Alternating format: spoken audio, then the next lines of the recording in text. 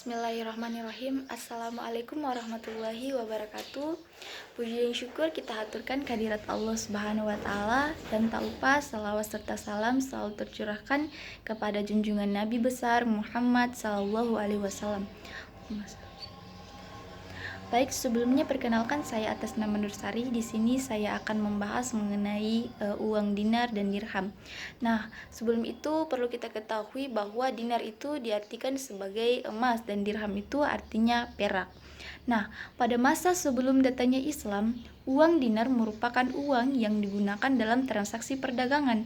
Berbagai jenis uang dinar, yakni saya katakan tadi, yakni emas dan perak itu dirham, beredar dalam perdagangan sebagai akibat dari banyaknya bangsa Arab yang melakukan perdagangan dengan bangsa Romawi dan para pedagang yang para pedagang yang melewati negeri Arab.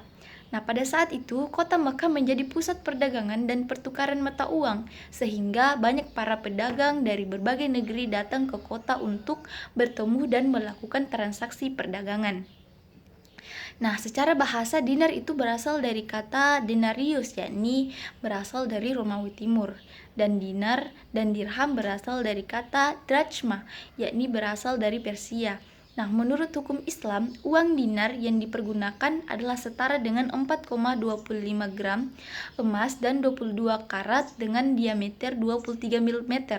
Nah, standar ini telah ditetapkan pada masa Rasulullah dan telah dipergunakan oleh World Islamic Trading Organization yang disingkat dengan WITO hingga saat ini, sedangkan uang dirham setara dengan 2,975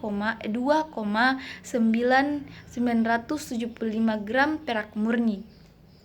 Nah, dirham ini adalah mata uang yang berfungsi sebagai alat tukar baik sebelum datangnya Islam maupun sesudahnya. Nah, dalam sejarah umat Islam, Rasulullah dan para sahabatnya menggunakan dinar dan dirham sebagai mata uang mereka.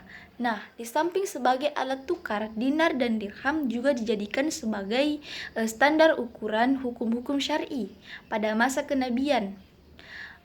Transaksi perdagangan pada masa kenabian, uang dinar dan dirham digunakan sebagai alat transaksi perdagangan dari masyarakat Arab.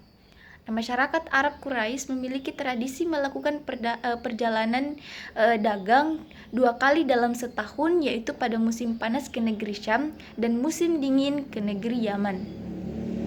Nah, ketika Rasulullah SAW diangkat sebagai Rasul, beliau menetapkan emas dan perak sebagai mata uang ahli Mekah dan sekaligus mewajibkan zakat. Nah, di masa kekhalifahan Umar bin Khattab radhiyallahu anhu, emas dan perak tetap digunakan sampai tahun 12 Hijriah. Setelah itu, Umar menetapkan dinar dan dirham sebagai mata uang. Dalam uang tersebut itu dituliskan lafaz Alhamdulillah, la ilaha illallah, dan Rasulullah. Nah, pada saat itu ditetapkan 10 dirham mempunyai nilai 6 miskal. Pada masa Utsman bin Affan radhiyallahu anhu, dirham tetap digunakan dan dituliskan lafaz Allahu Akbar. Begitu pula pada masa kekhalifahan Muawiyah, di mana tetap digunakan dan 10 dirham itu mempunyai nilai 7 miskal. Nah, ketika Abdul Malik bin Marwah menjadi khalifah itu, dinar dan dirham tetap menjadi mata uang dan ditetapkan 10 dirham nilainya itu 7 miskal. Nah, penggunaan uang dinar ini merupakan suatu solusi atas perekonomian dunia yang menggunakan uang fiat. Penggunaan uang fiat ini menimbulkan ketidakstabilan perekonomian dunia. Untuk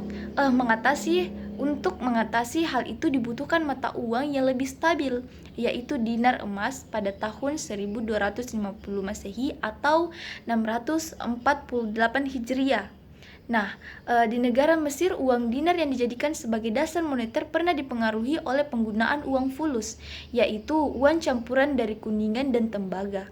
Nah, penggunaan uang fulus dan ditambah oleh kondisi perekonomian yang buruk telah menyebabkan harga yang tidak stabil.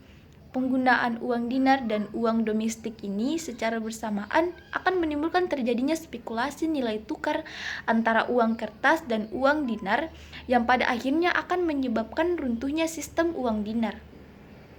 Berdasarkan pengalaman tersebut, maka diperlukan adanya pengaturan terhadap uang dinar sendiri. Uang dinar itu sendiri berupa yang pertama, uang dinar hanya boleh digunakan untuk pertukaran barang dan jasa.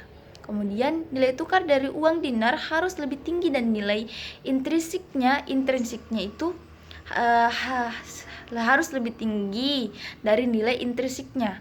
Nah, hal ini menghindari terjadinya pengumpulan uang dinar untuk dijadikan sebagai alat perhiasan. Kemudian yang ketiga, penggunaan uang dinar diperlukan adanya peran dari bank sentral untuk mengontrol dan menentukan jumlah dinar yang eksis dan yang beredar. Dengan cara tersebut, arus peredaran uang dinar akan terkontrol dengan baik. Baik, itu saja mungkin dapat saya jelaskan. Kurang dan lebihnya mohon dimaafkan.